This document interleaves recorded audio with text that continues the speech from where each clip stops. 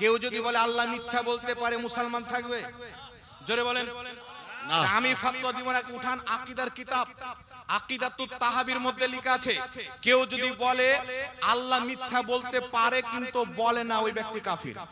জি, কারণ আল্লাহর কুদরতে মিথ্যা নাই। মিথ্যা হচ্ছে আইব, মিথ্যা হচ্ছে ত্রুটি। আল্লাহর কুদরত আইব থেকে মুক্ত, ত্রুটি থেকে পাক। উঠান কিতাব তাফসিরে রাজির মধ্যে লেখা আছে, যেই বলবে আল্লাহ মিথ্যা বলতে পারে সেই ব্যক্তি মুসলমান থাকবে না, কাফির হয়ে যাবে।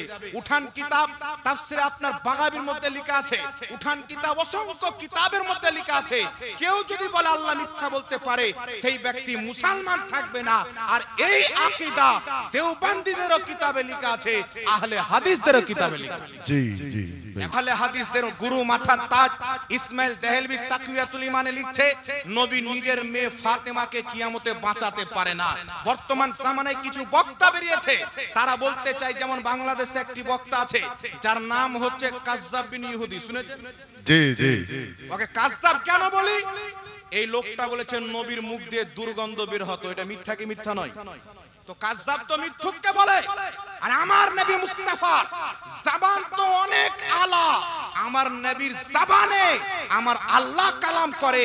আল্লাহর ইজ্জত ও জালালের কসম, উঠান কোরআন পাকের তাফসীরের কিতাব তাফসীরে জালালাইনের মধ্যে লেখা আছে, আমার নবী মুস্তাফা যেই উটের উপরে, যেই উটনির উপরে সওয়ার করতেন, ওই উটনির পেশাব দিয়ে, ওই উটনির লাত দিয়ে মুস্কো আম্বারের চাইতে বেশি সুগন্ধি বের হতো। সুবহানাল্লাহ সুবহানাল্লাহ। আমার আপনার নবী 1450 বছর পূর্বে মক্কা মদিনার মাটিতে বয়ান করেছেন যে পৃথিবীর মুসলমান আমার উম্মতের নামে 73টি ফিরকা হবে, সবাই কোরআন হাদিসের কথা বলবে, সবাই তো নামাজ পড়বে, সবাই তো রোজা রাখবে, সবাই তো হজ করবে, বরং যারা জাহান্নামী হবে জান্নাতীদের চাইতে বেশি রোজা রাখবে, যারা জাহান্নামী পথের লোক হবে জান্নাতীর চাইতে বেশি নামাজ পড়বে।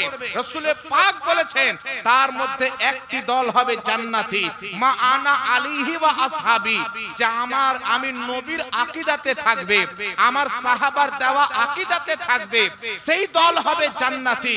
এই পৃথিবীর মুসলমান নবী মুস্তাফার আকীদাতে, সাহাবায়ে কেরামের পথে হযরতে ইমাম বুখারী কায়েম ছিলেন, ইমাম মুসলিম কায়েম ছিলেন, খাজা মঈনুদ্দিন চিশতি কায়েম ছিলেন, বড় বড় আল্লাহ ওয়ালারা, বড় বড় মুহাদ্দিস নবী এবং সাহাবীর দলে কায়েম ছিলেন। কিন্তু পৃথিবীর মুসলমান এই ইমাম বুখারীর নামকে ভেঙে, ইমাম মুসলিমের নামকে ভেঙে, সাহাবায়ে কেরামের নামকে ভেঙে, নবী মুস্তাফার হাদিসের দোহাই দিয়ে আল্লাহর কোরআনের অনুবাদ ভুল করে, তাফসীর ও ব্যাখ্যা মনগড়া করে, ওই 1450 বছরে আহলে সুন্নাত ওয়াল জামাত নবী এবং সাহাবীর দেওয়া আকীদাকে যখন নিস্ত নাবুদ করে আমেরিকার দেওয়া আকীদা ইসলামের নামে চালু করা হচ্ছিল, ইসরায়েলের দেওয়া আকীদা ইসলামের নামে প্রতিষ্ঠিত করা হচ্ছিল, আপনার ভারতের ইংরেজদের দেওয়া তৈরি করা আকীদা কিতাবের মধ্যে লিখে মুসলমানের সামনে প্রচার করা হচ্ছিল।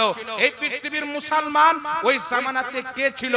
একদিকে কাদিয়ানের গোলাম আহমদ কাদিয়ানি নিজেকে নবী বলে দাবি করেছিল, একদিকে আহলে হাদিসদের প্রচারক ইসমাইল দেহলভী নিজের কিতাব একরোজার মধ্যে লিপিবদ্ধ করেছিল আল্লাহ মিথ্যা বলতে পারে, একদিকে দেওবন্দ মাদ্রাসার প্রতিষ্ঠাতা কাসিম নানতাবী নিজের কিতাব তাহজুরুন নাসের 25 নম্বর পৃষ্ঠার মধ্যে লিখেছিল নবীর পরে নতুন নবী জন্ম নিতে পারে, আর একদিকে ওয়াহাবিদের মুজাদ্দিদ আশরাফ আলী থানভী হিফজুল ঈমান কিতাবের 8 নম্বর পৃষ্ঠার মধ্যে লিখেছিল নবীর মতো ইলমে গায়ব প্রত্যেক জানোয়ারকে আছে, প্রত্যেক পাগলকে আছে।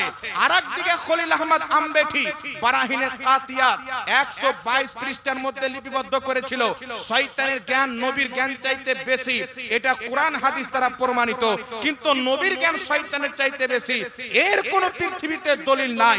হে পৃথিবীর মুসলমান, ওই ইসমাইল দেহলভী মানুষের নামাজকে খারাপ করার জন্য নিজের কিতাব সিরাতে মুস্তাকিমের 148 পৃষ্ঠার মধ্যে লিখলো নামাজের মধ্যে যদি গরুর শরণ চলে আসে, গাধার শরণ চলে আসে, জিনার শরণ চলে আসে, স্বামী স্ত্রীর সহবাসের শরণ চলে আসে, নামাজ হয়ে যাবে।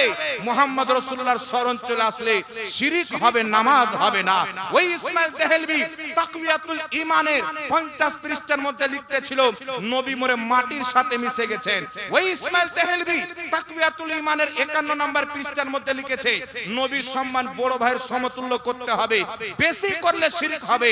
এই পৃথিবীর মুসলমান আল্লাহকে যখন মিথ্যাবাদী বলা হচ্ছিল, রাসূলের জ্ঞানকে জীবজন্তু পশু পাখির সাথে তুলনা দেওয়া হচ্ছিল, নবী মুস্তাফাকে সাধারণ লোকের মতন কবরে মরে পচে সড়ে যাওয়া লিখতেছিল, নবী মুস্তাফার জ্ঞানকে শয়তানের চাইতে কম বলা হচ্ছিল। পৃথিবীর মুসলমান এমনি সমাতে সারা পৃথিবীতে একজন ব্যক্তি যিনাকে আল্লাহ তাবারাক ওয়া তাআলা মুজাদ্দিদ বানিয়ে আমাদের হিন্দুস্তান বারেলির মাটিতে পাঠিয়েছিলেন, যিনার নাম হচ্ছে আলা হযরত, যিনার নাম হচ্ছে আহমদ রাজা। এই ইমাম আহমদ রাজা আল্লাহকে সত্যবাদী প্রমাণ করার জন্য, আল্লাহর সৃষ্টিতে সবচাইতে বেশি জ্ঞানী নবী মুস্তাফা এটা প্রমাণ করার জন্য, নবী কবরে জীবিত এটা প্রমাণ করার জন্য, নবীকে শুধু বড় ভাই নয় আল্লাহর সৃষ্টিতে সবচাইতে বেশি মুস্তাফাকে মহব্বত করতে হবে এটা প্রমাণ করার জন্য আমার নবী মুস্তাফা সাল্লাল্লাহু আলাইহি ওয়াসাল্লামের পর নতুন কোন নবী কিয়ামত পর্যন্ত জন্ম নেওয়া অসম্ভব রয়েছে এটা প্রমাণ করার জন্য আমার আপনার ইমাম আলা হযরত একটা নয় দুটা নয় 1000 চাইতে বেশি কিতাব উপহার দিয়ে সারা পৃথিবীর মুসলমানের ঈমানকে বাঁচিয়ে নিয়েছে।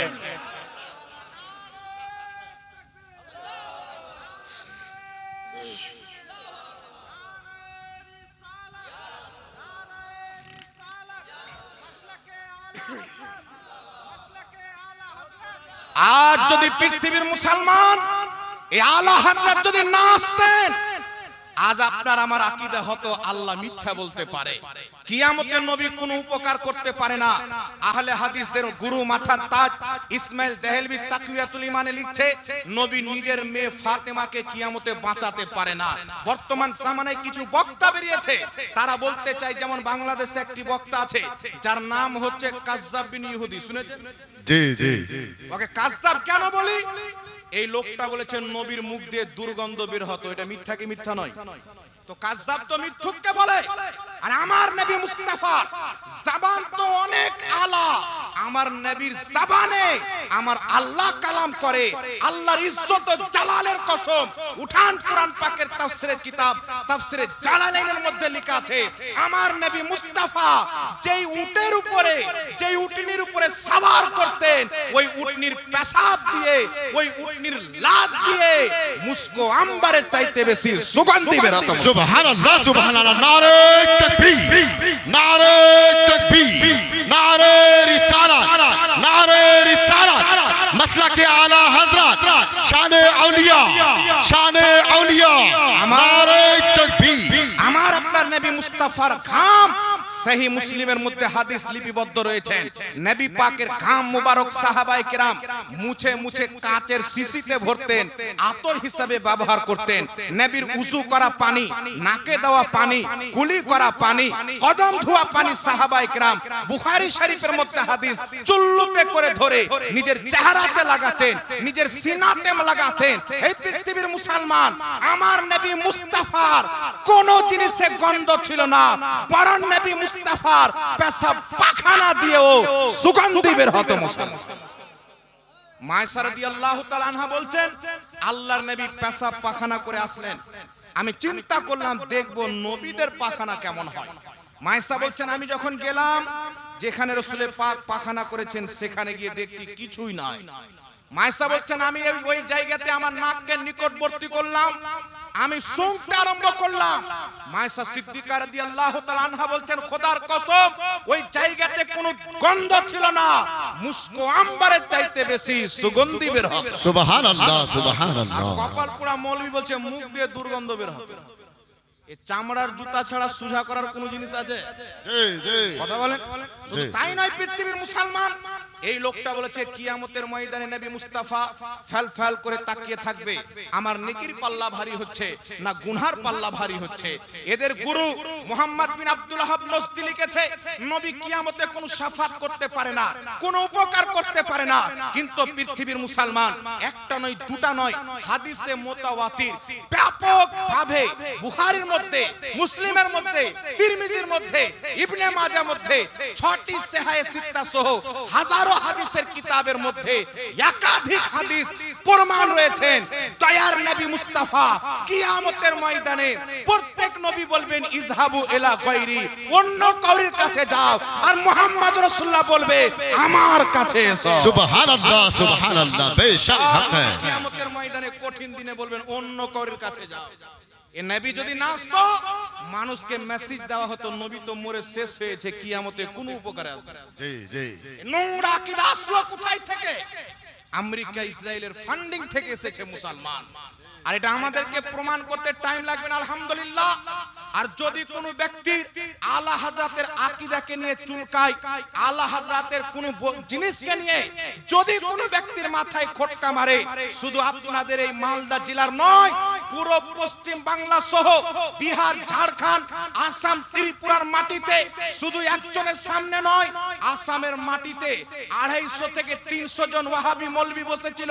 আমি চ্যালেঞ্জ করেছি ইমাম আহমদ রাজার একটা কোন আকীদাকে কেউ যদি কুরআন হাদিস বিরোধী প্রমাণ করতে পারে তাকে 10 লক্ষ টাকা পুরস্কার দেওয়া হবে। সুবহানাল্লাহ সুবহানাল্লাহ, বেশক। 100 বছর থেকে পাকিস্তান হোক, ইউপি উত্তরপ্রদেশ হোক, মুম্বাই হোক, 100 বছর থেকে মুনাজারা হয়েছে, বাহস ও মুবাহিসা হয়েছে ফেস টু ফেস।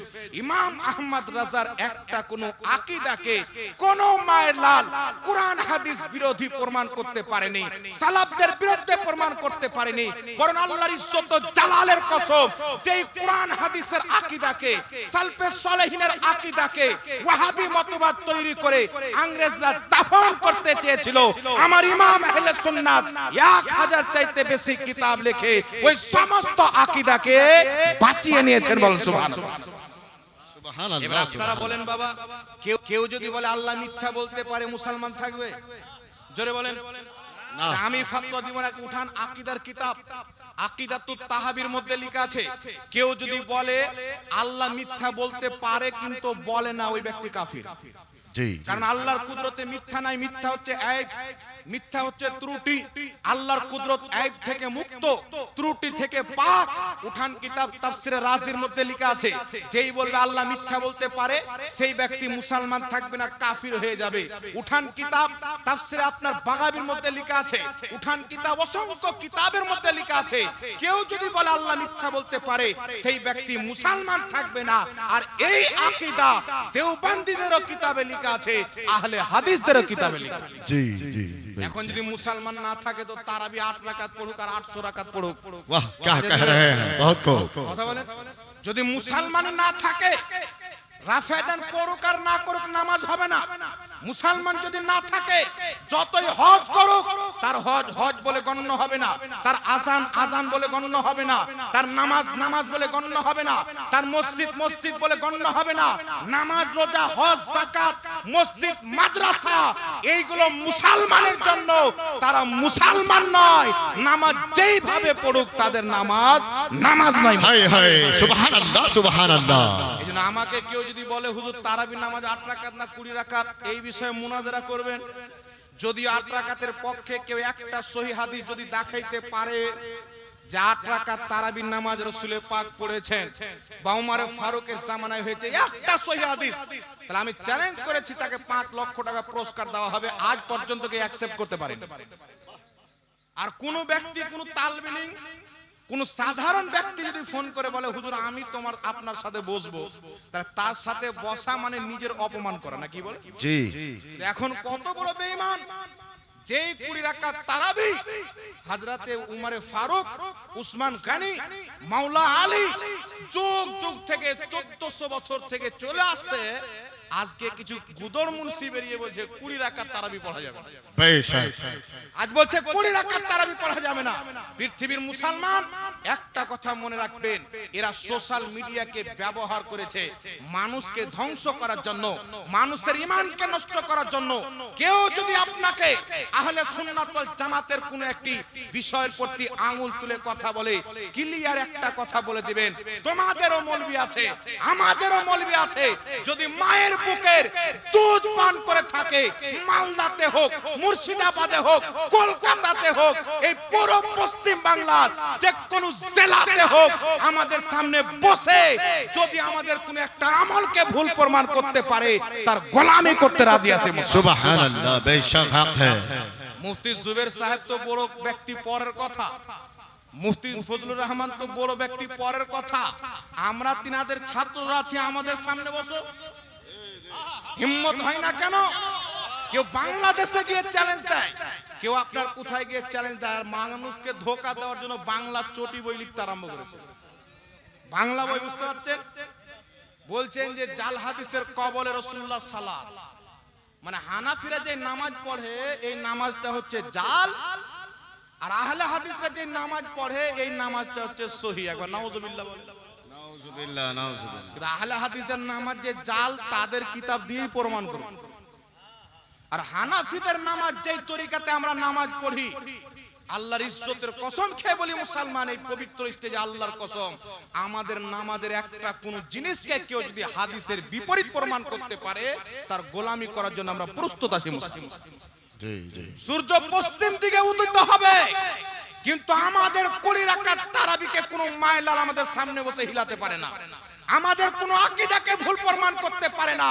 আল্লাহর ইজ্জতের কসম, আহলে সুন্নাত ওয়াল জামাতের ওটাই আকীদা যেটা ইমাম বুখারীর আকীদা, যেটা ইবনে হাজার আসকালানির আকীদা, যেটা গাউসে আযম বাগদাদির আকীদা, যেটা করিম নামাজের আকীদা। আমি চ্যালেঞ্জ করে বলতেছি মুসলমান, ওয়াহাবি আকীদা 200 বছর পূর্বে কেউ দেখাতে পারে না, দেওবন্দি আকীদা 150 বছর পূর্বে দেখাতে পারে না, কিন্তু সুন্নিদের যেটা আকীদা 1000 বছর পূর্বে বাগদাদের গাউস পাকের ওটাই আকীদা ছিল। কারবালার ইমামে হুসেনের যেই আকীদা, সুন্নি মুসলমানদের ওটাই আকীদা। সুবহানাল্লাহ, সুবহানাল্লাহ। নারে তাকবীর, নারে তাকবীর, নারে রিসালাত, নারে রিসালাত। মাসলাকে আলা হযরত, মাসলাকে আলা হযরত হযরতুল আল্লামা মাওলানা মুফতি জাহাঙ্গীর রেজভী সাহেব। এইজন্য নারে তাকবীর। এরা বর্তমান ফিল্ডে নেমেছে কি নিয়ে? মানুষকে গুমরাহ করার জন্য। রাফায়ে দান করতে হবে, আমিন জোরে বলতে হবে, এইদিকে ঈমান নাই বেটা, ওই নিয়ে টেনশনে পড়ে আছে। আগে ঈমানের খবর নিতে হবে। তোমরা যে নবী পাকের গুস্তাখি করেছো, আল্লাহর কসম খেয়ে বলি আবু জেহেল পর্যন্ত করতে পারেনি। আবু লাহাব ওই গুস্তাখি করেনি যে গুস্তাখি তোমরা করেছো। আল্লাহ মিথ্যা বলতে পারে, এটা কোনো হিন্দুর আকীদা নাই। আল্লাহ মিথ্যা বলতে পারে, এটা আবু জেহেল বলতে পারেনি, আবু লাহাব বলতে পারেনি। আবু লাহাবের কুফরিকে ওভারটেক করে তোমরা আকীদা বানিয়েছো। আল্লাহ মিথ্যা বলতে পারে, হিম্মত যদি থাকে নিজেকে মুসলমান প্রমাণ করে দাও, কিয়ামতের সকাল পর্যন্ত চ্যালেঞ্জ থাকলো মুসলমান। नारे तकबीर, नारे रिसालत, मजहबे इस्लाम, सुन्नी मुसलमान। बहुत खूब। এই জন্য বিরাদ ইসলাম, আমাদের কিছু লোকের মধ্যে ধারণা আছে যার মধ্যে একটু করে সুলহা কুল্লিয়াত আছে। আমার দিকে ধ্যান দেন। একটা ছেলে বলছে, হুজুর মালদা থেকে 8 রাকাতের একটা সহিহ হাদিস আমাকে দিয়েছে। আমি বললাম আচ্ছা বলো, কোন হিন্দু যদি 8 রাকাত তারাবি পড়ে কাজে লাগবে? কথা বলে কোনো কাজে লাগবে না, কারণ তার ঈমান নাই। তো যার ঈমান নাই, ওয়াহাবি দেওবন্দিদের তো ঈমান নাই। আপনারা বলেন, কেউ যদি বলেন নবীর মতন জ্ঞান প্রত্যেক জানোয়ারকে আছে, মুসলমান থাকবে? আপনার ঈমান কি বলে বলেন? মুসলমান থাকবে? উঠান কিতাব, বিশ্ববিখ্যাত মুহাদ্দিস ইমাম কাজী আয়াজ রাহমাতুল্লাহ আলাইহি নিজের কিতাব শেফা শরীফের মধ্যে লিখতেছেন, সমস্ত উলামায়ে কেরাম একমত, যদি কোনো ব্যক্তি নবী পাকের জুতা মুবারককে জুতুয়া বলে দেয়, ওই ব্যক্তি কাফির হয়ে যাবে। নবীর চুল মুবারককে চুলওয়া বলে দেয়, ওই ব্যক্তি কাফির হয়ে যাবে। এই পৃথিবীর মুসলমান যদি নবীর জুতার অপমান করে, ব্যক্তি কাফির হয়ে যায়।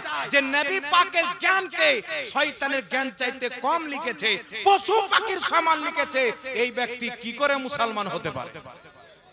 যেই নবীর জ্ঞানের গাওয়াহি সাক্ষী আল্লাহর কোরআন দিচ্ছেন, আল্লাহ পাক কোরআন পাকে বলছেন ওয়া আল্লামাহুল বায়ান, আমি আমার নবীকে বয়ান শিখিয়েছি। এই বয়ানের অর্থ কি? আমি এর অর্থ করব না। উঠান বিশ্ববিখ্যাত তাফসিরের কিতাব তাফসিরে খাজিনের মধ্যে লেখা আছে, আল্লাহ পাক বলেছেন আল্লামাহুল বায়ান, আমি আমার নবীকে বয়ান শিখিয়েছি। এর অর্থ হচ্ছে ইয়ানি আলিমে মা কানা ওয়া মা ইয়াকুন, অর্থাৎ যা কিছু হয়েছে আর যা কিছু কিয়ামত পর্যন্ত হবে আমি আল্লাহ আমার নবী মুস্তাফাকে সব শিখিয়ে দিয়েছি। আর একটু জোরে হবে না সুবহানাল্লাহ? সব শিখিয়ে দিয়েছি। উঠান পবিত্র কোরআন, এই পবিত্র কোরআন পাকের মধ্যে এই পৃথিবীর মুসলমান এই যে নাম আজকে আহলে হাদিস দিয়েছে, প্রথম শুনলেন এদের আসল নাম হচ্ছে ওয়াহাবি। আসল নাম হচ্ছে ওয়াহাবি। ভারতবর্ষের মাটিতে বাংলাদেশ, পাকিস্তান, ভারত যখন একটাই দেশ ছিল, ব্রিটিশদের হুকুমত ছিল, ওই সময়তে হুসেন আহমদ বাটালভি আহলে হাদিসদের গুরু ইংরেজদের হাত পাও ধরে বলেছিল ওয়াহাবি নামটা মুছে আমাদেরকে আহলে হাদিস নামটা দিয়ে দেন। তাদেরই গুরু সানাউল্লাহ অমৃতসরি আহলে হাদিসদের ইমাম নিজের কিতাব সিরাতে সানাইয়ার মধ্যে লিখেছে যে এই আহলে হাদিস নাম আমরা ইংরেজদের কাছ থেকে নিয়েছি, তাদের কিতাবে লেখা আছে। এখন বলেন ইংরেজদের কাছ থেকে যে নাম নিয়েছেন, ওই নাম নিয়ে কেউ যদি নিজেকে আহলে হাদিস বলে মুসলমান থাকবে? জোরে বলেন। এই জন্য বর্তমান যে আহলে হাদিস বলে প্রচার করে, এই ওই আহলে হাদিস নয়। যে আহলে হাদিসের প্রশংসা মুহাদ্দিসিন করেছেন, ওই আহলে হাদিস কারা? যেই ব্যক্তি 5 লক্ষ হাদিসকে নিয়ে গবেষণা করে তাকে আহলে হাদিস বলা হয়, অর্থাৎ হাদিস বিশারদ। যেই ব্যক্তি 4 লক্ষ হাদিস, 8 লক্ষ হাদিস, 10 লক্ষ হাদিস, 15 লক্ষ হাদিসকে নিয়ে যেই ব্যক্তি গবেষণা করে সেই ব্যক্তিকে আহলে হাদিস বলা হয়, অর্থাৎ হাদিস বিশারদ। এটা ওই আহলে হাদিস, এদের নাম নয়, এদের নাম হচ্ছে ইংরেজদের দেওয়া আহলে হাদিস। এই সুন্নি মুসলমান নিজের কিসমতের প্রতি নাজ করেন, আমাদের নাম হচ্ছে আহলে সুন্নাত ওয়াল জামাত, কোন ইংরেজদের দেওয়া নাম নয়। মুহাম্মদ রাসূলুল্লাহ নিজেই বলেছেন আহলে সুন্নাত ওয়াল জামাত জান্নাতি বল সুবহানাল্লাহ সুবহানাল্লাহ। এইজন্য বিরাদর ইসলাম আব্দুল্লাহ ইবনে মাসউদ, হযরত আব্দুল্লাহ ইবনে ওমর, একাধিক সাহাবা সহ আমার আপনার নবী নিজেই বলেছেন কিয়ামতের ময়দানে কিছু লোক হবে যাদের চেহারা দিয়ে নূর চমকিবে, তাদের নাম হবে আহলে সুন্নাত ওয়াল জামাত। আর কিছু লোক হবে যাদের চেহারা কালো কচু হয়ে যাবে, এরাই হবে আহলে বিদআত। আর আহলে বিদআত কাকে বলে? বিদআতি কাকে বলে? যারা সালাত ও সালাম পাঠ করে তারা বিদআতি নয়। সালাত ও সালাম পাঠ করা যদি বিদআত হয়, আল্লাহ তো নিজেই সালাত ও সালাম পাঠ করে। যারা মিলাদুন নবী করে তারা বিদআতি নয়। আল্লাহর কোরআন খুলেন, ঈসা নবীর জন্মের আলোচনা কোরআন পাকের মধ্যে আছেন, মুসা নবীর জন্মের আলোচনা কোরআন পাকের মধ্যে আছেন, আদম নবীর জন্মের আলোচনা কোরআন পাকের মধ্যে রয়েছেন, ইয়াহিয়া নবীর জন্মের আলোচনা কোরআন পাকের মধ্যে রয়েছেন। এই পৃথিবীর মুসলমান আদম আলাইহিস সালামকে সৃষ্টি করার হাজারো বছর পর আল্লাহ পাক কোরআনে তার সৃষ্টি নিয়ে আলোচনা করেছেন। ঈসা নবীর জন্মের হাজারো বছর পর আল্লাহ তাবারাক ওয়া তাআলা কোরআন পাকে তার জন্মের আলোচনা করেছেন। ইয়াহিয়া নবীর জন্মের হাজার বছর পর আল্লাহ পাক কোরআন পাকে ইয়াহিয়া নবীর জন্মের আলোচনা করেছেন। এই আলোচনা করে কিয়ামত পর্যন্ত আল্লাহ তাবারাক ওয়া তাআলা নবীদের মিলাদ পালন করা, নবীদের মিলাদের আলোচনা করা, তাদের জন্ম সংক্রান্ত ঘটনাকে বয়ান করা আল্লাহ পাক নিজের সুন্নাত বানিয়ে নিয়েছেন, নিজের সুন্নাত বানিয়ে দিয়েছে। আচ্ছা বলেন, যেটা আল্লাহ কোরআন পাকে করেছেন ওটা করা বিদআত হবে? জোরে বলেন। এইগুলো জিনিস বিদআত নয়। এর পক্ষে হাজারো দলিল আছে। যদি আমি মিলাদুন নবী নিয়ে আলোচনা করি তো 2 ঘন্টা শুধু দলিল দেব আলহামদুলিল্লাহ। কিন্তু বিদআতি কাকে বলে? কারা জাহান্নামী হবে, কাদের চেহারা কালো কচু হয়ে যাবে? ইমাম ইবনে হাজার আসকালানী বুখারী শরীফের শারা ফাতহুল বারির মধ্যে লিখতেছেন, হে পৃথিবীর মানুষ, যারা আহলে সুন্নাত ওয়াল জামাতকে ত্যাগ করে অন্য অন্য ফিরকাতে বন্টন হয়ে যাবে, তারাই হলো বিদআতি, তারাই হলো জাহান্নামী। জোরে বল সুবহানাল্লাহ। এই জন্য আজ থেকে 1847 এর পূর্বে 1847 এর পূর্বে এই সমগ্র মাটির উপরে আহলে হাদিসদের কোনো একটা মসজিদ দেখাতে পারবে না, কোনো একটা মাদ্রাসা দেখাতে পারবে না, দেওবন্দীদের কোনো মসজিদ মাদ্রাসা দেখাতে পারবে না। যদি কোনো ব্যক্তি 1847 এর পূর্বে আরবে হোক, কাতারে হোক, মিশরে হোক, দুবাইয়ে হোক, ভারত, বাংলাদেশ, পাকিস্তান, পৃথিবীর যে কোনো প্রান্তে হোক, 1847 এর পূর্বে যদি কোনো ওয়াহাবি নিজের কোনো একটা মাদ্রাসা দেখাইতে পারে, মসজিদ দেখাইতে পারে, তাকে 10 লক্ষ টাকা পুরস্কার দেওয়া হবে, কিন্তু কিয়ামত পর্যন্ত দেখাতে পারবে না, কারণ এদের জন্ম হচ্ছে 1847 এর পরে।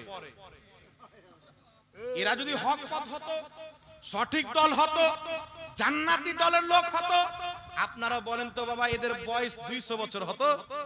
কথা বলে 300 বছর পূর্বে তারা থাকতো, 500 বছর পূর্বে তারা থাকতো, 1450 বছর নবীর যুগ, 1500 বছর থেকে নিয়ে প্রত্যেক জামানাতে তাদের মসজিদ মাদ্রাসা থাকতো।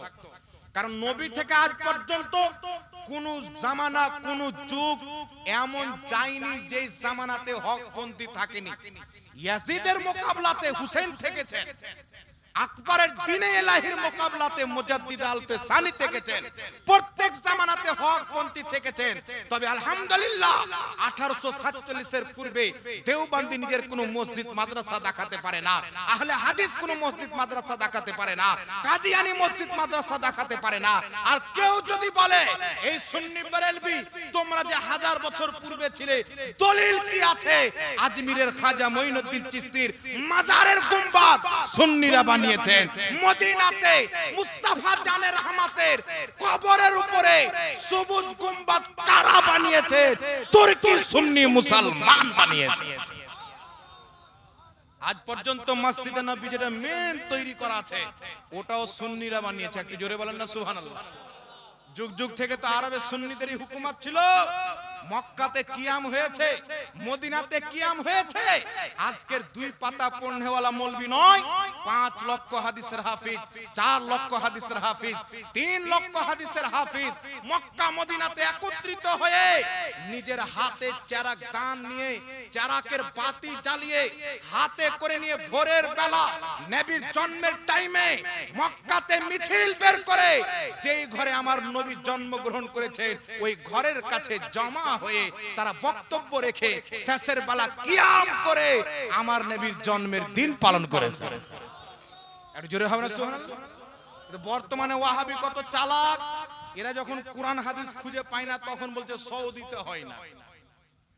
আচ্ছা বলেন বাবা, সৌদিতে হলে যদি জায়েজ হয় আর না হলে যদি না জায়েজ হয়, সৌদি আরবের রাজধানী রিয়াজের মাটিতে সিনেমা হল চলছে, তাহলে এদের মসজিদে সিনেমা চালানো দরকার আছে কি নাই? জোরে বলে। কারণ এরা মদিনা সৌদিতে হলে জায়েজ আর সৌদিতে না হলে না জায়েজ। তো সৌদিতে রিয়াজ রাজধানী সৌদি আরবের, যার পুরাতন নাম হচ্ছে নজদ, সেখানে তারা সিনেমা হল তৈরি করেছে, দারুর ফ্যাক্টরি উদ্বোধন করেছে, দারু বিক্রি হয়, সিনেমা হল, বিয়ার বার, মহিলাদেরকে ছোট ছোট ড্রেস পরিয়ে ডান্স করে পেশাখানা পর্যন্ত খুলে রেখেছে, আর নাম দিয়েছে হালাল বার। এই পাগলের দলেরা বলছে মিলাদুন নবী মক্কা মদিনায় হয় না, আরবের মাটিতে হয় না, তো করব না। আরবে দাড়ি বিক্রি হয়, তুমি কি দারু বিক্রি করবে? আরবে তোমার ডান্স করা হয়, তুমি কি ডান্স করবে? আরবে সিনেমা হল তৈরি হয়েছে, তুমি কি সিনেমা হল তৈরি করবে? কান খুলে মনে রেখো, আমাদের দলিল আরব নয়, আমাদের দলিল হচ্ছে আরবের সরদার মুহাম্মদ রাসূলুল্লাহ। আমাদের দলিল কে? একটু জোরে বলেন। মুহাম্মদ রাসূলুল্লাহ।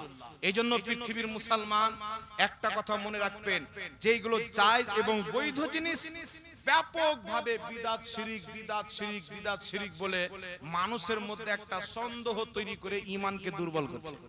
এখন একটা ঘটনা শুনেন। গতবার মিলাদুন নবীতে একজন ব্যক্তি আমাকে ফোন করেছে মিলাদুন নবীর 2 দিন পূর্বে। সে লোক বলছে, হুজুর আমি আহলে হাদিসের একজন ছোট্ট মৌলবি, আপনার সাথে মিলাদুন নবী নিয়ে বাহাস করতে চাই। আমি এক্ষুনি করো। বলছে মিলাদুন নবী কি নবী করেছেন, সাহাবী করেছেন?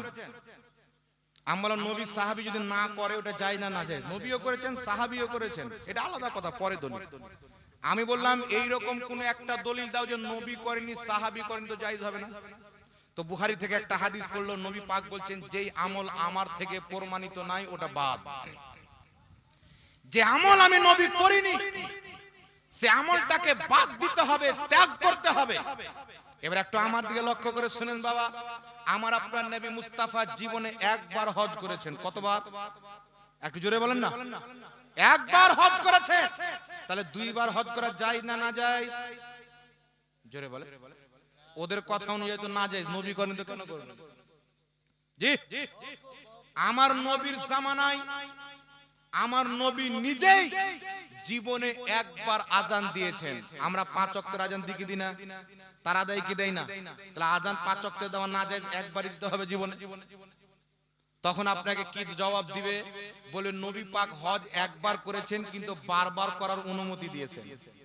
কিন্তু বারবার করা অনুমতি দিয়েছেন। আমরা যাক অনুমতি দিয়েছেন, এবার আগে চলে আসেন। নবী মুস্তাফার জামানায় সাহাবায়ে কেরামের জামানায় হয়নি। মসজিদে মেহরাব আছে না নাই বাবা? মেহরাব কাকে বলে জানেন? যেখানে ইমাম সাহেব খুতবা দেয়, নামাজ পড়ায়, ওটাকে বলা হয় মেহরাব। নবীর জামানায় মসজিদের মেহরাব হতো না, সাহাবীর জামানায় মসজিদের মেহরাব হতো না, মিনারও হতো না। এটা উমর বিন আব্দুল আজিজ নিজের জামানায় চালু করেছেন। তাহলে নবী মসজিদের মেহরাব তৈরি করেননি, মিনার তৈরি করেননি। আজ ওয়াহাবিরা মিনার কেন তৈরি করতেছে, মেহরাব কেন তৈরি করতেছে? তারা যদি তাদের কথাতে সঠিক থাকে, তাদের কালকে মসজিদের মেহরাবকে ভেঙে দিতে হবে।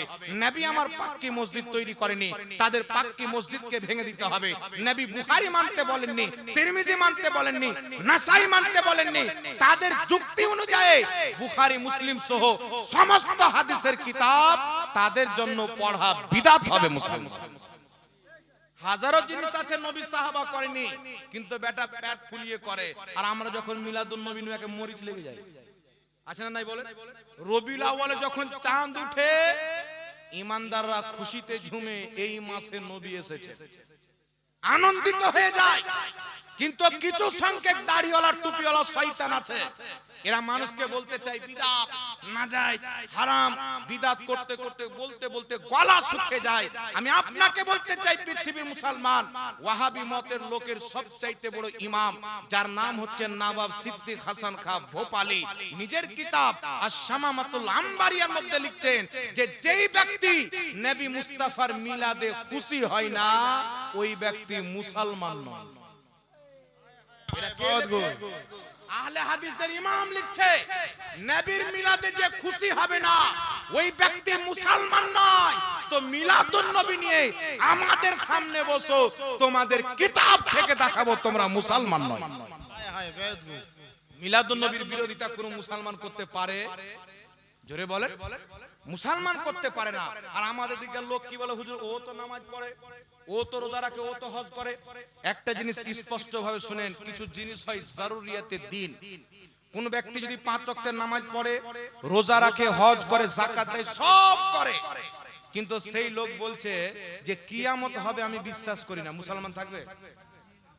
ফতোয়া আপনারা দেন, মুসলমান থাকবে? কেন থাকবে না? ও তো নামাজ পড়ছে, রোজা রাখছেন, হজ করছেন, যাকাত দিচ্ছেন, তারপরেও কেন মুসলমান থাকবে না? তো আপনি বলবেন কিয়ামত হবে, এটাকে আল্লাহ কুরআন পাকে বয়ান করেছেন। এটাকে অস্বীকার করা মানে জারুরিয়াতের দিনকে অস্বীকার করা। আর জারুরিয়াতের দিনকে অস্বীকার করলে সেই ব্যক্তি কাফির হয়ে যাবে। আরেকজন ব্যক্তি আছেন, নামাজ পড়ে, রোজা রাখে, সব করে, কিয়ামতকেও বিশ্বাস করে, কিন্তু সেই লোকটি বলছে আমাদের নবীকে আমি শেষ নবী মানি না। মুসলমান থাকবে? একটু বুঝার চেষ্টা করবেন। নামাজ পড়ে, রোজা রাখে, হজ করে, দাড়ি টুপি সব আছে, সব বিশ্বাস করে, কিন্তু শুধু বলে নবীর পর্ব, নবী আসতে পারে, নবী শেষ নবী নয়। শরীয়ত বলছেন ওই ব্যক্তি যতই নামাজ পড়ুক, রোজা রাখুক, হজ করুক, সেই ব্যক্তি কাফির বলে গণ্য হবে, মুসলমান থাকবে না। এই ব্যক্তি যদি মারা যায়, একে মাটি দেওয়া যাবে না, তার জানাজার নামাজ পড়া যাবে না, তার সাথে বিয়ে শাদী দেওয়া যাবে না। একটা জিনিসকে অস্বীকার করার কারণে অনুরূপ ভাবে পৃথিবীর মুসলমান নামাজ হোক, রোজা হোক, হজ, যাকাত যতই করুক, যেই ব্যক্তির আকীদা হবে আল্লাহ মিথ্যা বলতে পারে, নবী গায়বের খবর জানে না, সেই ব্যক্তি কাফির হয়ে যাবে। যতই নামাজ পড়ুক, মুসলমান থাকবে না। কথা বুঝতে পেরেছেন? একটা জিনিসকে অস্বীকার করলে। এবার আরেকটা কথা আপনাকে বলে দিই, মুসলমানকে মুসলমান মনে করা এটাও জরুরিয়াতে দিন, অনুরূপ ভাবে কাফিরকে কাফির মনে করা এটাও জরুরিয়াতে দিন। বুখারী মুসলিমের মধ্যে হাদিস, রাসূল পাক সাল্লাল্লাহু আলাইহি সাল্লাম বলছেন, যদি কোনো ব্যক্তি অপর ব্যক্তিকে কাফির বলে, সেই ব্যক্তি যদি কাফির না হয়, যেই ব্যক্তি কাফির বলবে সে নিজে কাফির হয়ে যাবে। আর কেউ যদি কুফরি করে তো মুসলমান থাকে না, ইসলাম থেকে বেরিয়ে যায়। কেউ যদি শিরক করে তো মুশরিক হয়ে যায়, ইসলাম থেকে বেরিয়ে যায়। গুনাহ করলে পাপী হয় কিন্তু মুসলমান থাকে। যেমন শরাব পান করা নেকি না গুনাহ? জোরে বলতে হবে। জিনা করা নেকি না গুনাহ? জুয়া খেলা নেকি না গুনাহ? একজন ব্যক্তি জুয়া খেলছেন পাপী কিন্তু ইসলাম থেকে বের হবে না। চুরি করছেন পাপী কিন্তু ইসলাম থেকে বের হবে না। কবিরা গুনাহ যদি করে মুসলমান থাকবে কিন্তু কাফির হবে না। আর যদি নবী মুস্তাফার চুল পরিমাণে বেয়াদবি করে দেয়, সেই ব্যক্তি কাফির হয়ে যাবে আর মুসলমান থাকবে। এটা হচ্ছে ইসলামের মূলনীতি, এটা আমাদেরকে জানতে হবে। তো যারা নিজের কিতাবের মধ্যে আল্লাহ আল্লাহ রাসূলের তাওহীদ লিখে রেখেছেন, এরা আপনার প্রতি বিভিন্ন জিনিসকে নিয়ে শিরকের বিদআতের ফতোয়া দিয়ে মানুষকে পথভ্রষ্ট করতে চায়। এই জন্য সাবধান মুসলমান, আমাদেরকে এদের ফিতনা থেকে বাঁচিয়েছেন আলা হযরত ইমামে আহলে সুন্নাত। তাই তিনার ওরস আজকে শুধু ভারতের মাটিতে নয়, সারা পৃথিবীর সবচাইতে বড় ইউনিভার্সিটি জামে আজহার মিশরে আলা হযরতের উরুস পালিত হয়। बहुत खूब, জোরে হবে সুবহান। সুবহানাল্লাহ। মিশরে আলা হযরতের উরুস পালিত হয়। পাকিস্তান, বাংলাদেশ, সারা পৃথিবীর একাধিক দেশে আলা হযরতের উরুস পালিত হয়। আমেরিকার ইউনিভার্সিটিতে, লন্ডনের ইউনিভার্সিটিতে, পাকিস্তানের ইউনিভার্সিটিতে, আপনার ভারতের ইউনিভার্সিটিতে ইমাম আহমদ রাজার নামে পিএইচডি করা হয়। এই পৃথিবীর মুসলমান, মুসলিম তো মুসলিম, অমুসলিম পর্যন্ত ইমাম আহমদ রাজার নামে পিএইচডি করে ডক্টর ডিগ্রি অর্জন করে। জোরে বল সুবহানাল্লাহ। এবার শুনেন বিরাদর ইসলাম, আমার আপনার নবী সাল্লাল্লাহু আলাইহি সাল্লামের ব্যাপারে কি লিখেছে, যে নবী নিজের মেয়ে ফাতেমাকে বাঁচাতে পারে না, তা আমাদেরকে কি বাঁচাবে? তারপরে কি লিখছেন, নবী কিয়ামতে ফেলফেল করে তাকিয়ে থাকবে, আমার নেকির পাল্লা ভারী হচ্ছে না গুনার পাল্লা। নবী বলছেন, আয়েশা তুমি যে আমার স্ত্রী, কিয়ামতে আমি এটাই চিনতে পারবো না। একটু নাউজুবিল্লাহ বলবেন না? আরে জোরে বলেন নাউজুবিল্লাহ। তিরমিজি মিশকাত শরীফের মধ্যে একটি হাদিস এসেছে, দয়ার নবী মায়ের নবী সাল্লাল্লাহু আলাইহি সাল্লাম একদিন হুজরা থেকে বের হলেন। সাহাবায়ে কেরাম দেখছেন নবী মুস্তাফার দুই হাতে দুটি খাতা।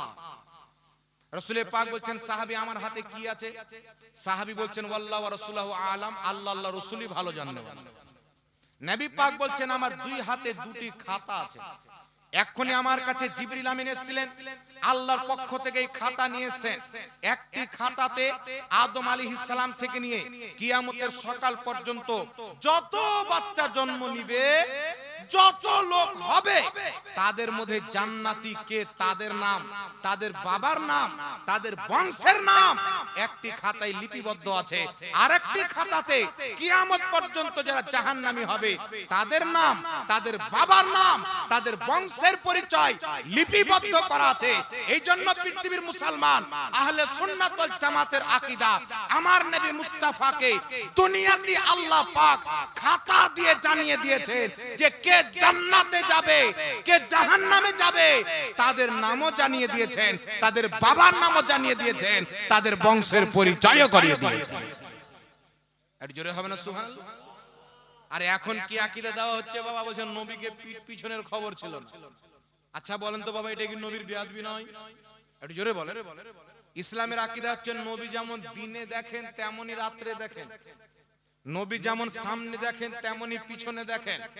আর বুখারী শরীফের হাদিস বলছেন, ইন্নী ওয়াল্লাহি লা আনজুরু ইলা হাউজিল আন, নবী বলছেন নিশ্চয়ই আল্লাহর কসম, আমি জমিনে দাঁড়িয়ে সাত আসমানের উপরে জান্নাত, হাউজে কাউসার, জান্নাতে যে হাউজে কাউসার রয়েছেন, দয়ার নবী মায়ের নবী বলছেন আমি জমিনে দাঁড়িয়ে সাত আসমানের উপরে জান্নাতের হাউজে কাউসারকে দেখতে পাচ্ছি।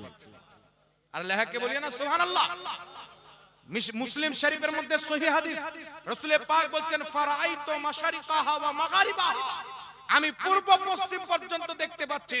হিলিয়াতুল আউলিয়ার মধ্যে হাদিস, রাসূলের পাক বলছেন ইন্নাল্লাহা যাওয়ালিয়াদ দুনিয়া, নিশ্চয় আল্লাহ দুনিয়াকে আমার সামনে গচ্ছিত করে দিয়েছেন। কিয়ামত পর্যন্ত এই দুনিয়াতে যা ঘটবে আমি এমন ভাবে দেখি যেমন হাতের থাবা দেখতে পাওয়া যায়। আর ওয়াহাবি মোল্লা কি লিখছেন যে নবীকে পিঠ পিছনের খবর ছিল না। একটু নাউজুবিল্লাহ বলেন, আস্তাগফিরুল্লাহ। এই জন্য বিরাদ ইসলাম, এরা রাসূল পাকের বিয়াদবি তো করেছেন, আল্লাহ পাকেরও বিয়াদবি করেছেন। আর একটা আল্লাহ পাকের কি বিয়াদবি করেছেন একটু লক্ষ্য করে শুনুন। আচ্ছা বলেন তো বাবা, আল্লাহ পাক পরওয়ারদিগারে আলমকে সৃষ্টি কি বিষ্ঠন করতে পারে? জোরে বলে। আল্লাহ পাককে কি জায়গার প্রয়োজন আছে? যখন জায়গা ছিল না আল্লাহ ছিল কি ছিল না? দিক ছিল না তো আল্লাহ ছিল কি ছিল না? আরশ ছিল না আল্লাহ ছিল কি ছিল না? জোরে বলতে হবে। পৃথিবীর মুসলমান, আল্লাহর একটা নাম হচ্ছে কি বাসিত, আর একটি নাম হচ্ছে কি মুহিত। এই নামের অর্থ কি? আল্লাহ তাবারাক ওয়া তাআলা হচ্ছেন বিষ্ঠনকারী। সারা পৃথিবীকে আল্লাহ পাক বিষ্ঠন করে আছেন। আর আহলে হাদিসদের আকীদা কি? যে আল্লাহ পাককে আরশ বিষ্ঠন করে আছে। নাউজুবিল্লাহ। আল্লাহ আরশের মধ্যে বসে আছেন, আয়াতের অপব্যাখ্যা করে বলছেন কি আর রহমানু আলাল আরশে ইস্তাওয়া, রহমান উনি যিনি আরশে ইস্তাওয়া করলেন। আরশে ইস্তাওয়া করলেন মানে কি? তারা বলতে চায় আরশে বসে আছে। আরশ হচ্ছে আল্লাহর ঘর, কিন্তু পৃথিবীর মুসলমান আল্লাহ পাক আরশে বসে নাই, আল্লাহ পাক আসমানে নাই। কেউ যদি বলে আল্লাহ পাক উপরে আছেন, এই ব্যক্তির ঈমান থাকবে না। উপরওয়ালা আল্লাহকে বলা যাবে না, আল্লাহ আরশে বসে আছে বলা যাবে না। আল্লাহর ব্যাপারে আকীদা কি রাখতে হবে? আল্লাহ হচ্ছে সৃষ্টির ঊর্ধ্বে। আল্লাহ কোথায়? জোরে বলে। সৃষ্টির ঊর্ধ্বে। আর যদি কোনো হাদিসে পাওয়া যায় যে আল্লাহ উপরে আছেন, এর অর্থ মুহাদ্দিসিনে কিরাম আকীদার ইমামগণ বলেছেন যে এর অর্থ হচ্ছে আল্লাহ সবারই ঊর্ধ্বে, সম্মানের দিক দিয়ে সবারই উঁচু, এই অর্থ বুঝাবে। এখন বলছেন হুজুর আল্লাহ যদি আরশে না থাকে, নবী মুস্তাফা মিরাজ করতে আরশে কেন গেলেন? কুরআন পাকে আছেন ইব্রাহিম আলাইহিস সালাম যখন আরব থেকে বের হলেন, তার উম্মতিকে বললেন হে আমার উম্মতিরা, আমি আমার আল্লাহর নিকটে যাচ্ছি। তিনি কোথায় আসছেন? ফিলিস্তিন। তো ফিলিস্তিনে বলছেন উনি আসছেন ফিলিস্তিন, আর বলছেন আমি আল্লাহর কাছে যাচ্ছি। তাহলে কি ফিলিস্তিনে আল্লাহ আছেন? মুসা আলাইহিস সালামকে তুর পাহাড়ে আল্লাহ ডেকেছিলেন, তাহলে কি তুর পাহাড়ে আল্লাহ আছেন? হজ করতে মানুষ কাবা ঘরে যায়, তাহলে কি আল্লাহ কাবা ঘরে আছেন? না মুসলমান, আল্লাহ তাবারাক ওয়া তাআলা মুসা আলাইহিস সালামকে তুর পাহাড়ে ডেকে সম্মানিত করেছেন, ইব্রাহিম আলাইহিস সালামকে ফিলিস্তিনে ডেকে সম্মানিত করেছেন, আর মুহাম্মদ রাসূলুল্লাহকে সাত আকাশ পার করে লামাকা পার করে মুহাম্মদকে সম্মানিত করেছেন। কথা বুঝে আসছেন বাবা? এই জন্য আকীদা রাখতে হবে কি লা ইয়াতামাক্কানু ফি মাকান, আল্লাহর জন্য কোনো জায়গা নাই, আল্লাহ হচ্ছে জায়গা থেকে পাক। কেউ যদি বলে আল্লাহ আসমানে আছেন, তো আসমান তো জায়গা, তাহলে জায়গা নির্ধারিত হলো। কেউ যদি বলে আল্লাহ আরশে আছে, তাহলে জায়গা নির্ধারিত হলো। আর যদি আল্লাহ আরশে থাকে, আরশের ডান দিক আছে, বাম দিক আছে, সামনে আছে, পিছন আছে, উপর আছে, নিচ আছে, 6টা দিক আছে। তাহলে আল্লাহ যদি আরশে হয়, আরশকে 6টা দিক বিষ্ঠন করে আছেন, মানে বুঝাবে আল্লাহকেও বিষ্ঠন করাছেন। কিন্তু কোন দিক আল্লাহকে বিষ্ঠন করতে পারে না। আল্লাহ সৃষ্টির মুখাপিকি নয়। এই জন্য আল্লাহর ব্যাপারে আকীদা রাখতে হবে কি আল্লাহ হচ্ছে নিরাকার, আল্লাহ তাবারাক ওয়া তাআলা জায়গা থেকে পাক, আল্লাহ হচ্ছে সৃষ্টির ঊর্ধ্বে। কুল কায়নাতকে আমার আল্লাহ বিষ্ঠন করে আছেন, কোন সৃষ্টি আল্লাহকে বিষ্ঠন করতে পারে না। এটা জোরে হবে না সুবহানাল্লাহ? কথা বুঝতে পারছেন বাবা? এই জন্য ইমাম ইবনে হাজার মক্কি রাহমাতুল্লাহ আলাইহি লিখতেছেন, চারো মাযহাব সমস্ত উম্মতের ইজমা আছে, যদি কোন ব্যক্তি আল্লাহর জন্য জায়গা মানে, যদি কোন ব্যক্তি আল্লাহর দেহ মানে, যদি কোন ব্যক্তি আল্লাহ পাকের আকার আকৃতি মানে, চারো মাযহাব অর্থাৎ উম্মতের ইজমা আছেন, ওই ব্যক্তি মুসলমান থাকবে না। এই জন্য 1450 বছর মিডিলে যত ইমাম এসেছেন সবারই আকীদা হচ্ছে আল্লাহ জায়গা থেকে পাক, আল্লাহ নিরাকার। সুবহানাল্লাহ। কিন্তু পৃথিবীর মুসলমান আজ বর্তমানে ওয়াহাবি মতের লোক মানুষকে কোরআন পাকের আয়াতের অপব্যাখ্যা করে খারাপ আকীদা দিচ্ছে। একটু আমার দিকে লক্ষ্য করেন, কোরআন পাকে আল্লাহর হাতের কথা বলা হয়েছে কি হয়নি? জোরে বলেন। পায়ের কথা বলা হয়েছে, চেহারার কথা বলা হয়েছে। তো আকার আকৃতি যদি না থাকে তো হাত পাও কি করে থাকবে? হাত পাও বলেছেন মানে তো আল্লাহর আকার আকৃতি আছে, যুক্তি দিয়ে আল্লাহর আকার আকৃতি প্রমাণ করুন। কিন্তু বিরাদর ইসলাম উঠান কুরআন সূরাতুল ফাত্তা আয়াত নাম্বার 10 মহান রব্বুল আলামিন বলছেন নবী যারা তোমার হাতে বায়াত গ্রহণ করে তারা আমি আল্লাহর হাতে বায়াত গ্রহণ করে। আমি আল্লাহর হাত তাদের হাতের উপরে। তাহলে যদি আয়াতের জাহেরি অর্থ নেন তাহলে অর্থটা কি হবে বাবা? যে নবী বায়াত করতেন তো ওখানে আল্লাহর হাতও তাদের হাতের উপরে ছিলেন। তো সত্যি কি আল্লাহর হাত ছিলেন? এর অর্থ কি আল্লাহর রহমত, আল্লাহর কুদরত, আল্লাহর সিফাত। এই জন্য যেখানে আল্লাহর হাতের কথা বলা হয়েছে, পায়ের কথা বলা হয়েছে, অঙ্গ প্রত্যঙ্গের কথা বলা হয়েছে, ইমাম বাইহাকি রাহমাতুল্লাহ আলাইহি নিজের কিতাব আল আসমা ওয়াস সিফাতের মধ্যে লিখেছেন যদি কোনো হাদিস দ্বারা, যদি কোনো কোরআন পাকের আয়াত দ্বারা আল্লাহর আকার আকৃতির কথা আছে, অর্থাৎ হাতের কথা আছে, পায়ের কথা আছে, আঙ্গুলের কথা আছে, চেহারার কথা আছে, এর দ্বারা আল্লাহ পাক নিজের সিফাত কে বুঝিয়েছেন, আকার আকৃতিকে বুঝায়নি। আল্লাহর জন্য আকার আকৃতি মানা হারাম আছে। জোরে বল সুবহানাল্লাহ। কথা বুঝতে পেরেছেন বাবা? এইগুলো নোংরা আকীদা তাদের মধ্যে অ্যাভেলেবল বিদ্যমান রয়েছে। এইবার আপনাকে একটা কথা বলি শুনেন, শিরিক আর বিদআত।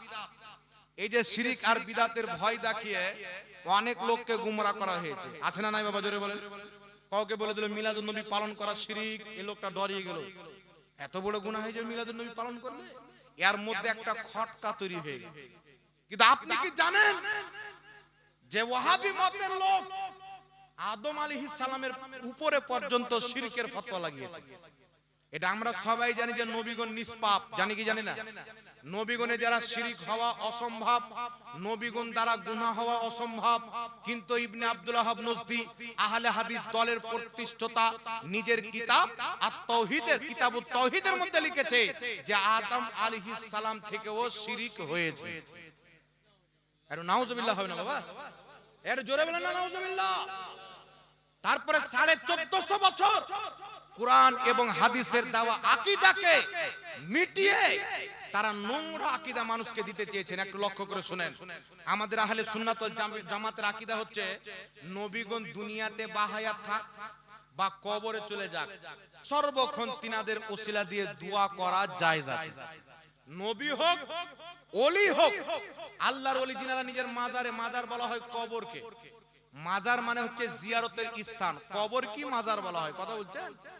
আব্বা বললে জায়েজ আর বাবা বললে নাজেজ হয়ে যাবে। আর দুর্ভাগ্যের বিষয় হচ্ছে বাংলাদেশে কিছু মৌলবি শুনতে পাওয়া যায় বলছে ওলি নবীর কবরকে রওজা বলা যাবে। এটা কোন হাদিসে আমি পাইনি। তবে একটা কথা মনে রাখবেন পৃথিবীর মুসলমান, আল্লাহ কুরআন পাকে বলেছেন ওয়াল্লাযীনা আমানু ওয়া আমিলুস সলিহাতি ফি রাউযাতিল জান্নাহ। যারা ঈমান এনে ভালো আমল করে কবরে যায় আল্লাহ তাদের কবরটাকে রিয়াজুল জান্নাহ, জান্নাতের বাগান, আরবিতে রওজা বানিয়ে দেয়। আর জোরে হবে না সুবহানাল্লাহ? তাহলে আমাদের নবী ঈমান নিয়ে গেছেন কি যায়নি? ভালো আমল করেছেন কি করেননি? তাহলে কুরআন অনুযায়ী নবীর কবরটা রওজা হয়েছে কি হয়নি? তো নবীর কবর যখন আল্লাহ রওজা বানিয়ে দিয়েছেন, ওটাকে রওজা বললে নেকি না গুনাহ? আল্লাহর তরিকা ভাই। তিরমিজির মধ্যে হাদিস, রাসূল পাক বলছেন যদি কোনো কাফিরকে দাফন করা হয় তার কবরটা কি হয়ে যায়? জাহান্নামের টুকরা হয়ে যায়। আর যখন কোনো মুমিনকে দাফন করা হয় রাসূল পাক বলছেন রিয়াজুল জান্নাহ, জান্নাতের বাগান, রওজা হয়ে যায়। তো এই হাদিস থেকে বোঝা গেল ঈমানদার ব্যক্তির কবরকে রওজা বলা এটা নবীর তরিকা। সুবহানাল্লাহ। তো নবী ওলিদের কবরকে রওজা বলা, মাজার বলা, এটা 100% জায়েজ আছে কোরআন হাদিসের তরিকা।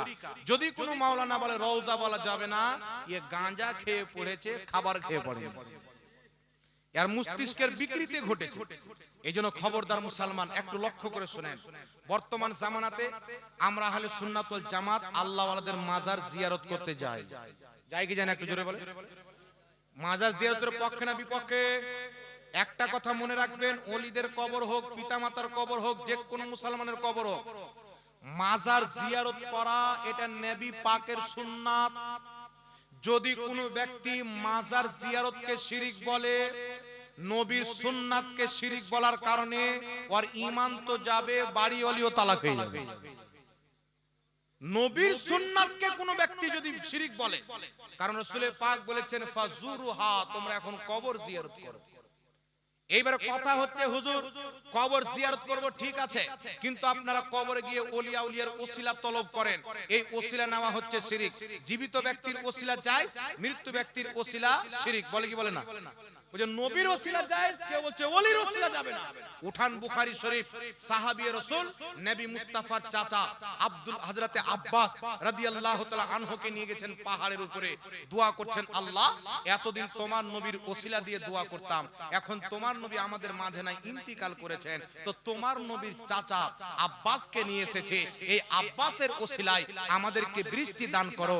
বুখারীর মধ্যে সহিহ হাদিস, নবী পাকের চাচা হযরতে আব্বাসের ওসিলা দিয়ে যেমনই দোয়া করেছেন, সঙ্গে সঙ্গে বৃষ্টি আরম্ভ হয়ে গেছে। এই হাদিস দ্বারা মুহাদ্দিসিনে কেরাম বলছেন নবীর ওসিলাও জায়েজ, নবীর উম্মতের নেক ব্যক্তির ওসিলাও জায়েজ। হায় হায় সুবহানাল্লাহ, বহুত খুব। কথা বুঝতে পেরেছেন? এবার একটা প্রশ্ন হচ্ছে, হুজুর হযরতে আব্বাস তো জীবিত ছিলেন, সাহাবায়ে কেরাম কি ইন্তিকালের পর ওসিলা নিয়েছেন? মনে রাখবেন আহলে হাদিসদের গুরু ইবনে তাইমিয়া লিখেছে যে নবী ওলির ওসিলা হচ্ছে শিরকে আকবার। জান্নাতুল বাকিতে বোর্ড লাগিয়ে রেখেছিল, 2018 তে বোর্ড ছিল, 2021 সালে ছিল, ইদানিং হটিয়ে নিয়েছে। বোর্ডে লেখা ছিল যে নবী এবং ওলির ওসিলা শিরকে আকবার, অর্থাৎ মূর্তি পূজা করার চাইতেও বড় শিরক। কিন্তু পৃথিবীর মুসলমান সাহাবায়ে কেরামের কি আকীদা ছিল? ইমাম বুখারীর ওস্তাদ, ইমাম মুসলিমের ওস্তাদ, ইমাম ইবনে মাজার ওস্তাদ, ইমাম ইবনে আবি শাইবা নিজের কিতাব আল মুসান্নাফের মধ্যে সহিহ সনদে হাদিস লিপিবদ্ধ করেছেন, যে হাদিসটিকে ইমাম ইবনে হাজার আসকালানি ফাতহুল বারীতে সহিহ বলেছেন, যে হাদিসটিকে শারহে বুখারী ইমাম কুস্তুলানি মাওয়াহিবুল লাদুনিয়াতে সহিহ বলেছেন, যে হাদিসটিকে ইমাম ইবনে কাসির আল বিদায়া ওয়ান নিহার মধ্যে সহিহ বলেছেন। হযরতে ওমর ফারুকের জামানায় বৃষ্টি যখন বন্ধ হয়ে গেল, এত দোয়া করছেন, বৃষ্টি হচ্ছে না, যখন দীর্ঘদিন বৃষ্টি হয় না, হযরতে বিলাল বিন হারিস রাদিয়াল্লাহু তাআলা আনহু নবী মুস্তাফার সাহাবী আল্লাহর নবী রওজা মুবারকে গিয়ে নবীর কবর শরীফে গিয়ে বলছেন, ইয়া রাসূলুল্লাহ আপনার উম্মত বৃষ্টির জন্য হালাক হয়ে যাচ্ছেন, বরবাদ হয়ে যাচ্ছেন, ধ্বংস হয়ে যাচ্ছেন, ইয়া রাসূলুল্লাহ আপনি বৃষ্টির ব্যবস্থা করে দেন। দয়ার নবী মায়ের নবীর দরবারে এই দোয়া করার পর বাড়িতে এসে সাহাবী ঘুমিয়েছেন, নবী মুস্তাফা স্বপ্নে এসে বলছেন, উমরকে আমার সালাম দিও আর বলিও বৃষ্টি অতি শীঘ্রই হবে। আমার সালাম দিও আর বলিও বৃষ্টি অতি শীঘ্রই হবে। সকাল হয়েছেন, সাহাবী এসে বলছেন, ইয়া আমিরুল মুমিনিন আমি রাতে স্বপ্নে দেখেছি নবী মুস্তাফা আপনাকে সালাম দিয়েছেন আর বলেছেন বৃষ্টি হবে। হযরতে ওমর ফারুককে যেমনই এই কথা বলার ছিল, সঙ্গে সঙ্গে বৃষ্টি হতে আরম্ভ করেছেন। সহিহ হাদিস দ্বারা কি প্রমাণ হলো? সাহাবায়ে কেরামের দোয়া যখন কোথাও কবুল হয়নি, মুস্তাফার রওজাতে গিয়ে দোয়া করেছেন। মুসিবতে পড়ে আল্লাহ ওয়ালাদের এখন তো গুদর মুন্সি বেরিয়েছে, জাহিল মূর্খ ইহুদি খ্রিস্টান দাড়ি টুপিওয়ালা শয়তান বেরিয়ে বলছে নবীর কবরের দিকে চেহারা করে দোয়া করা যাবে না। সারা পৃথিবীর ওয়াহাবিকে চ্যালেঞ্জ করতে চায়, নবী মুস্তাফার রওজার দিকে চেহারা করে দোয়া করা যাবে না। একটা জাল হাদিস যদি দেখাইতে পারো, তোমার গোলামি করতে প্রস্তুত আছি। আমরা হাদিস দেখাবো নবীর রওজা মুবারকের দিকে চেহারা করে দোয়া করা কাবার দিকে চেহারা করে দোয়া করার চাইতে বেশি উত্তম। জোরে বল সুবহানাল্লাহ। কারণ তুমি তো কাবাকে কাবা মনে করো, আমরা তো কাবারও একটা কাবা মনে করি। আলা হযরত বলছেন, হাজিও আও শাহিন শাহ কা রওজা দেখো, কাবা তো দেখ চুকে, কাবে কা কাবা দেখো। সারা পৃথিবীর কিবলা হচ্ছে কাবাতুল্লাহ, কাবারও কিবলা হচ্ছে মুহাম্মদ রাসূলুল্লাহ। এই জন্য পৃথিবীর মুসলমান নবী পাকের রওজায় সাহাবী ইন্তিকালের পর মুসিবতে পড়ে গিয়েছেন কি যায়নি? একটু জোরে বলেন না, এই জোরে বলেন, গিয়েছে কি যায়নি? এটা শুধু সাহাবীর আকীদা নয়, এক একটা করে মুহাদ্দিসের নাম বলছি আর শুনেন। 1450 বছর থেকে মুসলমানদের ওটাই আকীদা, যেটা আহলে সুন্নাত ওয়াল জামাতের আকীদা। যে শুনেন আপনার দোয়া পৃথিবীর কোথাও যদি কবুল না হয়, আল্লাহ ওয়ালাদের মাজারে গিয়ে দোয়া করেন, আপনার দোয়া কবুল হবে। এটা শুধু আমার বক্তব্য নয়, এটা সাহাবায়ে কেরামের সহিহ হাদিস আপনার সামনে উপস্থাপন করেছে। এইবার মুহাদ্দিসিনে কেরামের কওল পড়েন, নবী পাকের আরো হাদিস রয়েছে, তবে মুহাদ্দিসিনগণ কি বলেছেন? বিশ্ববিখ্যাত ইমাম ইমাম ইমাম ইবনে হিব্বান রাহিমাহুল্লাহ, যিনি সহিহ ইবনে হিব্বান হাদিসের কিতাব লিখেছেন, আসমাউর রিজালের কিতাব লিখেছেন, তিনি নিজের কিতাব কিতাবুস সিকাতের মধ্যে লিখতেছেন, যখন আমি কোনো কষ্টে পড়ে যেতাম ইমাম রাজালির কবরে গিয়ে দোয়া করতাম, তার ওসিলাতে আল্লাহ পাক আমার কষ্ট দূর করে দিত। এই জোরে বলেন না সুবহানাল্লাহ। তো যদি কোনো ওয়াহাবি মায়ের দুধ পান করে থাকে, মাজারে গিয়ে দোয়া করাকে শিরক বললে বেলাল বিন হারিসের প্রতি শিরকের ফতোয়া লাগাও। নবী পাকের খলিফা আমিরুল মুমিনিন বললেন না নবীর ইন্তিকালের পর কেন তিনার কবরে গেলে, বরং আমিরুল মুমিনিন খুশি হয়ে গেলেন। সুবহানাল্লাহ। এখান থেকে কি বোঝা যায়, আজ আহলে সুন্নাত ওয়াল জামাত মুসিবতে পড়ে কোথাও যখন দোয়া কবুল হয় না, ওষুধে কাজ করে না, ওলিদের ফয়জান নিতে তাদের ওসিলায় গিয়ে আল্লাহর কাছে মাজারে দোয়া করে, এটা শুধু আমাদের আকীদা নয়, এটাই হচ্ছে নবীর সাহাবী উমর ফারুকের দাওয়া।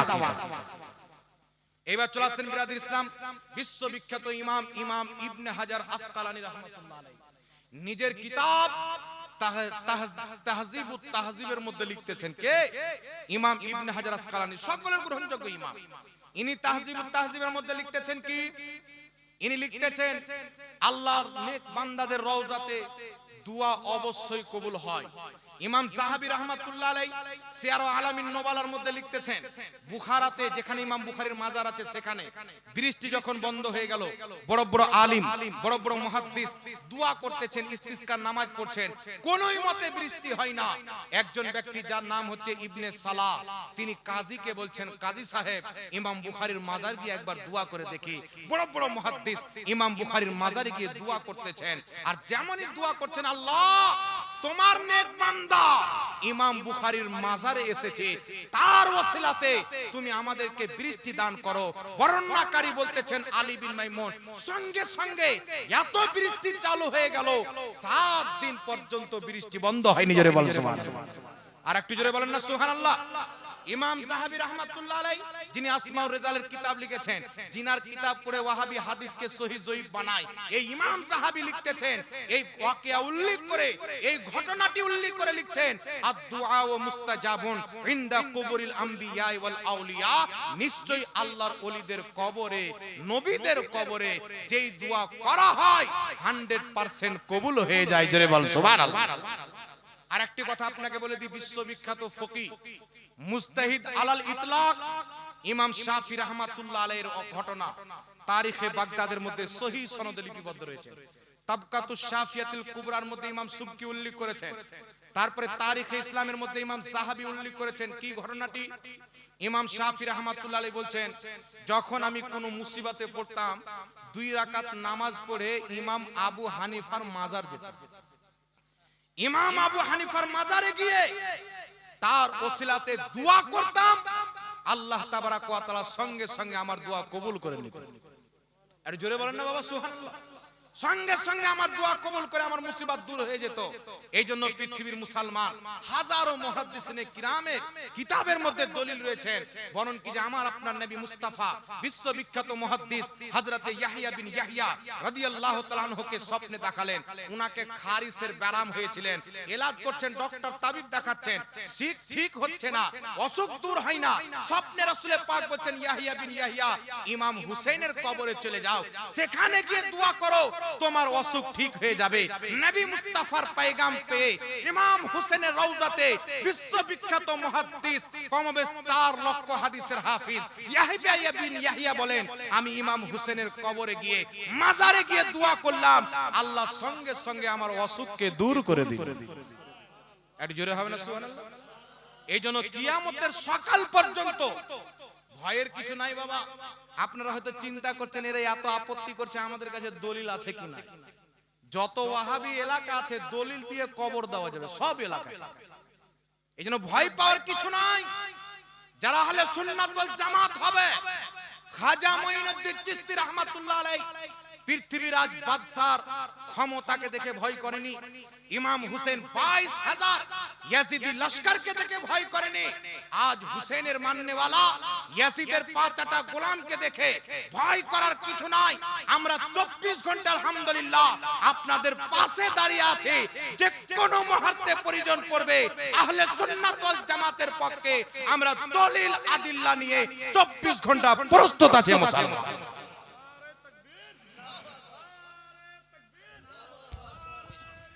या रसूल अल्लाह जिंदाबाद अल्लाह এইজন্য अकबर। পৃথিবীর মুসলমান, এই জন্য রাফেদান নিয়ে হোক, আমিন নিয়ে হোক, তারাবি নিয়ে হোক, আউলিয়া কিরামের মাজার যাওয়া নিয়ে হোক, যে কোনো বিষয়ে হোক, একটা দুটা বিষয় নয়, আমরা এনি টাইম প্রস্তুত আছি। তবে কোনো গাধার সাথে বসবো না। ওদের যেইগুলো মৌলবি বাংলা পড়ে চিড়িং পিড়িং করছে, বিমল দাসের বেটা সিস্টার রাহুল নাম শুনেন জি, ইয়ার পুঁজি হলো বাংলা। একজন আহলে হাদিস আমাকে ফটো পাঠিয়েছে, ওর লাইব্রেরি বলছে দেখেন আমাদের শাইখের ঘরে কত কিতাব আছে। চারাক জ্বালিয়ে খুঁজলাম তো একটা আরবি কিতাব নাই, সব বাংলা। আর বাংলা পড়ে মুহাদ্দিস ছাড়ছে। হিম্মত যদি থাকে, কেউ যদি আহলে হাদিস থাকে, ওই সিস্টার রাহুলকে বসিয়ে দেখ, আমি আমার পক্ষ থেকে তাকে 50,000 টাকা চা পানি খাওয়া দেব। ওকে খালি বসিয়ে দেখ, কিয়ামত পর্যন্ত বসবে না। ও জানে যে সুন্নি মৌলবীর সামনে বসলে বুখারী আরবিতে পড়তে হবে, বাংলা চলবে না। মুসলিম আরবিতে পড়তে হবে। আর বগদাদি কায়দা তো ও জানে, ওর বাবাও জানে না, তো বুখারী কি করে পড়বে? এ তো জের জাবার নাই। তবে আহলে সুন্নাত ওয়াল জামাতের কাছে বুখারী পড়নেওয়ালাও আছে, ইংরেজি পড়নেওয়ালাও আছে, বাংলা পড়নেওয়ালাও আছে। জোরে বল সুবহানাল্লাহ। नारे तकबीर, नारे रिसालत, मसला के आला हजरत, उलमाए किराम, सुन्नी मुसलमान। এইজন্য একটু লক্ষ্য করে শুনেন বাবা, নবীর ইন্তিকালের পর সাহাবায়ে কেরাম রাসূলুল্লাহর রওজাতে গিয়ে ওসিলা নিয়েছেন কিনা জোরে বলেন। তাফসীর ইবনে কাসির, আহলে হাদিসদের গুরু ইবনে তাইমিয়া ছাত্র ইমাম ইবনে কাসির, তাফসীর ইবনে কাসিরের মধ্যে হাদিস নিয়েছেন। হযরতে আলী রাদিয়াল্লাহু তাআলা আনহু বলছেন, একজন সাহাবী নবীর ইন্তিকালের 3 দিন পর রাসূলুল্লাহর নিকটে এসেছেন, এসে বলছেন ইয়া আলীউল মুর্তজা, নবী মুস্তাফা কোথায়? হযরতে আলী বলছেন তুমি কি জানো না নবী 3 দিন পূর্বে ইন্তিকাল করেছেন? সেই ব্যক্তি দুঃখিত হয়ে পায়ে হেঁটে গিয়ে নবীর রওজাতে গেলেন। যাওয়ার পরে বলছেন ইয়া রাসূলুল্লাহ, আল্লাহ পাক বলেছেন যখন তুমি গুনাহতে লিপ্ত হবে, জানের প্রতি জুলুম করবে, আমার নবীর রওজাতে চলে আসবে, আমার নবীর নিকটে চলে আসবে, এসে তওবা করবে, আমার নবী যদি তোমার হয়ে ক্ষমা চায় আমি আল্লাহ তোমাকে ক্ষমা করে দিব। হযরতে আলী বলছেন এই কথা বলতে বলতে নবীর রওজা মুবারকের মাটি নিয়ে ওই সাহাবী মাথায় মাটি ঢালতে আরম্ভ করলেন। হযরতে আলী বলছেন আমি শুনতেছিলাম নবী মুস্তাফার কবরের ভিতর থেকে আওয়াজ আসলো। আল্লাহর নবী কবরের ভিতর থেকে বলছেন ইদা নুদিয়া আন্নাহু কাদ গুফিরা লাকা, নবী মুস্তাফার কবরের মধ্যে থেকে আওয়াজ আসলো যাও আল্লাহ তোমাকে ক্ষমা করে দিয়েছেন। আরে জোরে বলেন না সুবহানাল্লাহ। হযরত আলী কে? নবী বলছেন আনা মদিনাতুল ইলম ওয়া আলিউন বাবুহা, আমি জ্ঞানের শহর, আলী তার দরজা। নবীর চতুর্থ খলিফা, আহলে বাইতের সদস্য হযরতে আলী ওই সাহাবীকে দেখছেন নবীর ইন্তিকালের পর নবী রওজাতে এসে নিজের গুনার ক্ষমা চাচ্ছেন। বলছেন ইয়া রাসূলুল্লাহ, আমাকে ক্ষমা যদি না করা হয় এখান থেকে আমি যাব না। তো মুস্তাফার রওজা থেকে আওয়াজ আসছে যাও আন্নাহু কাদ গফিরা লাকা, তোমার গুনাহ ক্ষমা করে দেওয়া হয়েছে। হযরতে আলী বললেন না এটা তুমি শিরক করতে এসেছো, বিদআত করতে এসেছো। হযরতে আলী বলেন আকীদা দিয়ে দিলেন যেমন ভাবে জীবিত অবস্থায় নবী মুস্তাফার কাছে চাওয়া যায়, ইন্তিকালের পরেও যায়। জোরে বল সুবহানাল্লাহ। नारे तकबीर।